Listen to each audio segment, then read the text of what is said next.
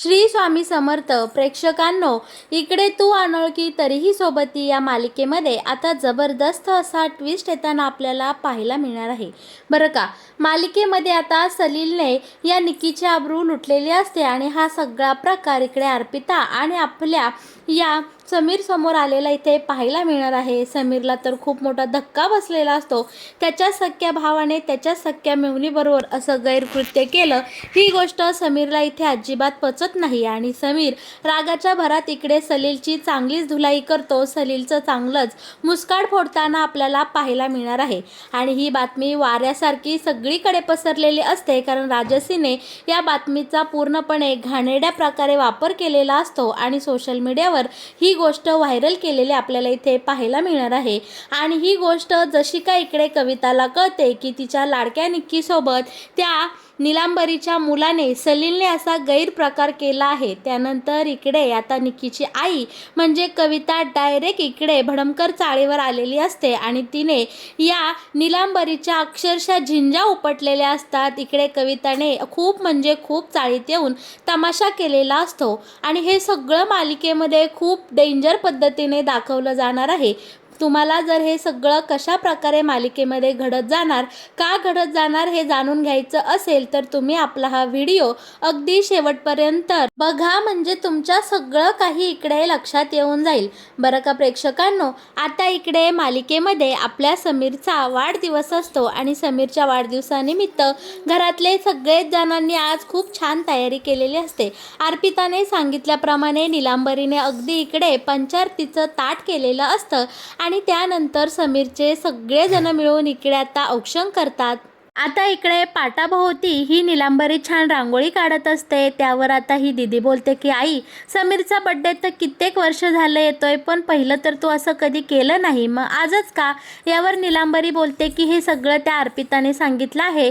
जाऊ दे ना, समीरने आज आपल्यासाठी आजवर किती काही केलं, आपल्यालाही असं काही करायचं लक्षात आलं. निदान ती अर्पिता करतेत ना, मग तिच्या हो मध्ये हो तरी मिसळू द्या. तसंही माझ्या समीरसाठी आजचा दिवस आपण कधीच सेलिब्रेट केला नाही. चला, या निमित्ताने का होईना समीरच्या आयुष्यात 4 सुखाचे क्षण येतात, ते आपण करूया. आता इकडे दीदी सुद्धा हो बोलते आणि निलांबरी खूप छान हसते. समीर आल्यानंतर समीरला ती छानपैकी इकडे हसून स्वागत करते आणि वाढदिवसाच्या खूप साऱ्या शुभेच्छा आता निलांबरीने इकडे दिलेले असतात आणि अर्पिताने समीरसाठी छानपैकी इकडे मिठाई आणलेली असते.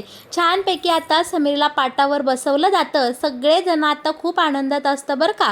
देशमानेंची फॅमिली आज एकदम हॅप्पी असते आणि आता इकडे आपल्या समीरला पाटावर बसून निलांबरी छानपैकी त्याला टोपी घालते आणि त्यानंतर अर्पिता बोलते की आई, चला बरं आता ओळून घ्या तुम्ही. तेव्हा निलांबरी बोलते, नको ग बाई, हे सगळं तू केलं आहे, त्यामुळे तुझ्या नवऱ्याला तूच ओवाळ. यावर अर्पिता बोलते की नाही आई, म्हणून हा तुमचा मान आहे. आणि छानपैकी आता निलांबरी इकडे आपल्या समीरला ओवाळून घेते आणि सलील हे सगळे फोटोशूट आता करत असतो.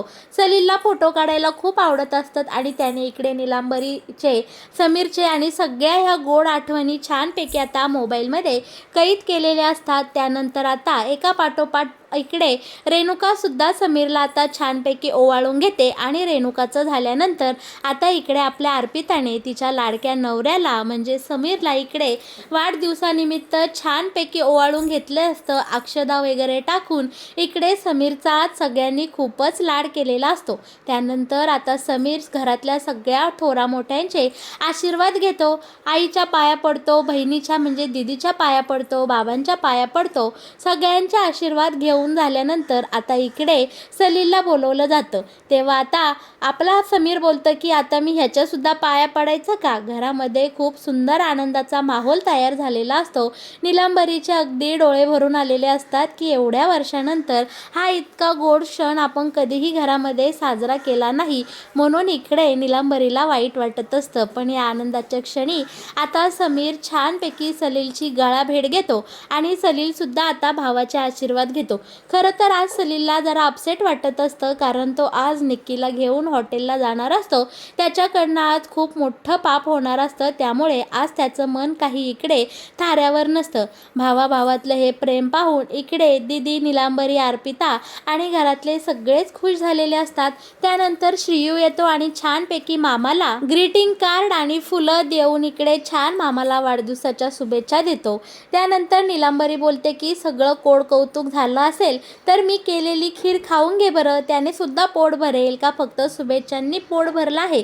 तर समीर बोलतो की खरं सांगायचं तर आई, तुम्ही इतके छान माझ्या बड्डेची सुरुवात केली, यानेच माझं पोट भरलं आहे. पण तुझ्या हातची खीर मी नक्की खाणार आहे बरं का. आणि इथे आता श्रीयूनी दिलेल्या ग्रीटिंग कार्डचे सगळेजण कौतुक करतात.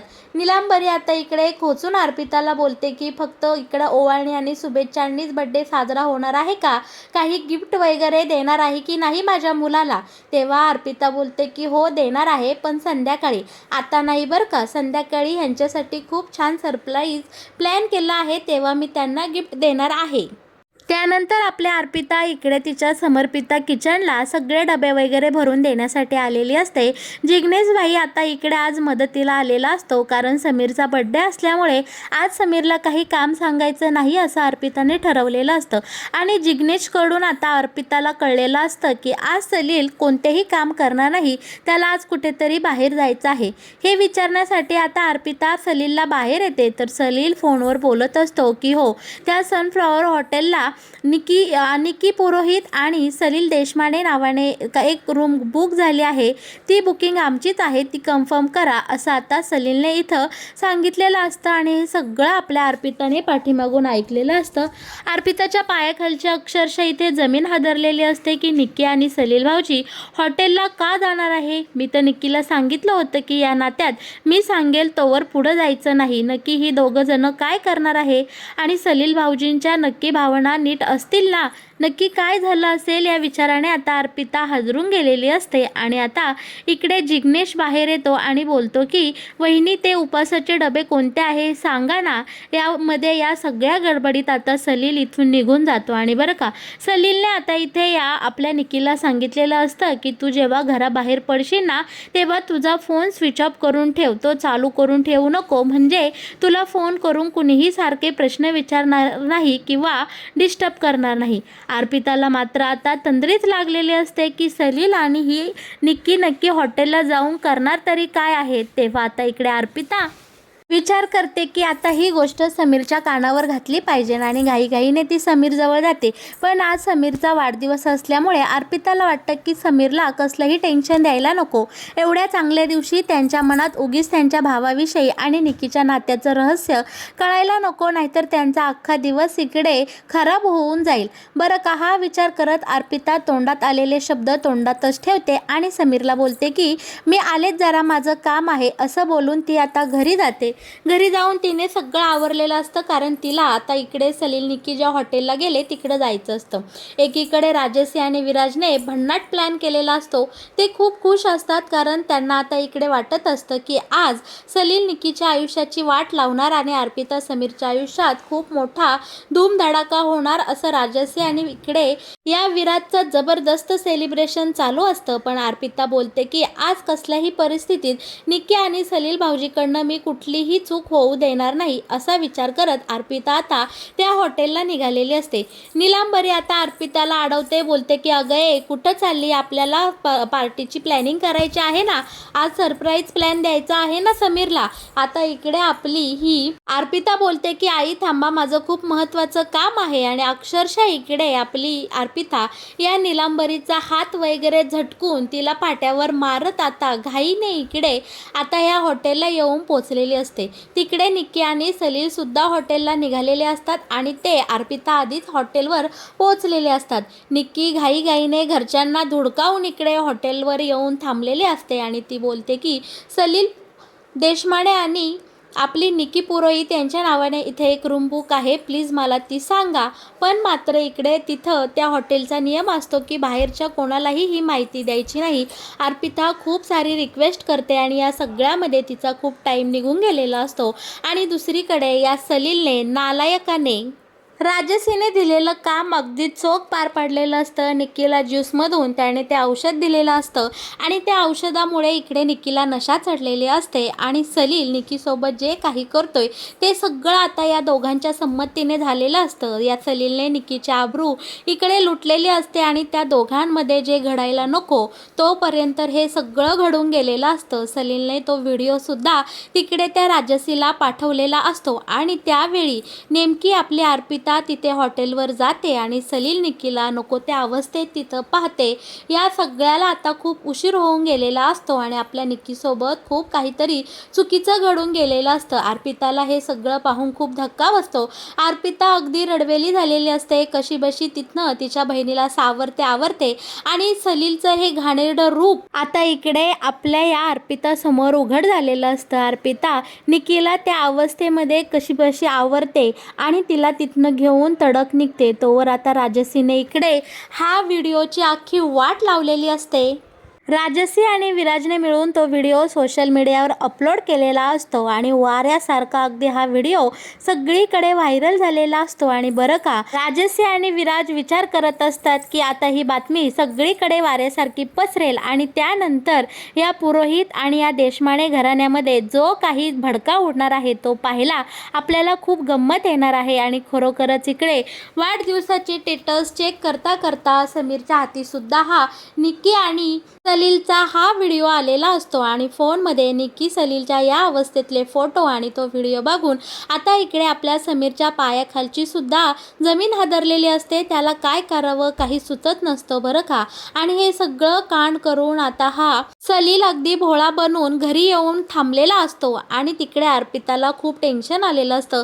कशीबशी निक्कीला ती सावरते, शुद्धीवर आणण्याचा प्रयत्न करत असते. तोवर हा सलील पळून घरी आलेला असतो आणि आपल्या समीर समोर हा व्हिडिओ आल्यानंतर आता सलीलला पाहून समीर इकडे खूप मोठा टेन्शनमध्ये आलेला असतो आणि समीर पुढचा मागचा विचार न करता आता इथे सलीलचं डायरेक्ट थोबाड फोडतो, मुस्काड फोडतो आणि या सगळ्याबद्दल त्याला जाब विचारतो. बोलतो की अरे सलील, तू हे काय करून बसला आहेस? हा व्हिडिओ कसा काय व्हायरल झाला? आणि निक्की आणि तू एकमेकांच्या जवळ आहात ही गोष्ट मला पचेनाशी झाली आहे. सलील, हा काय प्रकार आहे? आत्ताच्या आत्ता तू मला सगळं खरं सांग. असं बोलत आपल्या समीरने या सलीलची चांगलीच इथे चांबडी लोळवलेली असते. याला चांगलं सालपटून काढलेलं असतं. समीरने अक्षरशः इकडे डोक्याला हात लावलेला असतो कारण त्याला निक्कीची खूप काळजी वाटत असते. कितीही काही झालं तरी निक्की मुलीची जात आहे आणि निक्कीची अशी बदनामी फोनवर व्हायरल झाली आहे या गोष्टीने आता इकडे समीरला खूप मोठा धक्का बसलेला असतो. हा म्हणता ही बातमी आता इकडे पुरोहितांच्या घरीसुद्धा पसरलेली असते. कल्याणीच्या फोनवर हा निक्कीचा व्हिडिओ आल्यानंतर आता इकडे कल्याणीने ही बातमी घरामध्ये सगळ्यांना सांगितलेली असते आणि कविताने तर इकडे तोंडच जोडून घेतलेलं असतं. ती बोलते की हे काय होऊन बसलं? याचा अर्थ नचिकेत जे सांगत होता ते अगदी खरं होतं. आणि रागाच्या भरात आता इकडे ही कविता डायरेक्ट या देशमान्यांच्या घरी जाब विचारायला आलेले आपल्याला पाहायला मिळणार आहे. आता रागाने पेटून उठलेली ही कविता या निलांबरीला आवाज देते आणि बोलते की ए निलांबरी, बाहेर ये. कुठं आहेस ग? कुठं तोंड लपून बसले आहेस? अशी कविता आता इकडे या चाळीवर येऊन देशमान्यांच्या घरामध्ये तमाशा करू लागलेली असते. निलांबरी ही आता बाहेर येते आणि बोलते की तू कशाला ग मला आवाज देते? काय झालं? तेव्हा आता इकडे रडत रडत आता कविता बोलते की तुझ्या मुलाने माझ्या निक्कीची आबरू लुटली आहे. त्याने माझ्या मुलीच्या आयुष्याची बर्बादी केली आहे. तो माझ्या मुलीच्या या आयुष्याची खेळला आहे.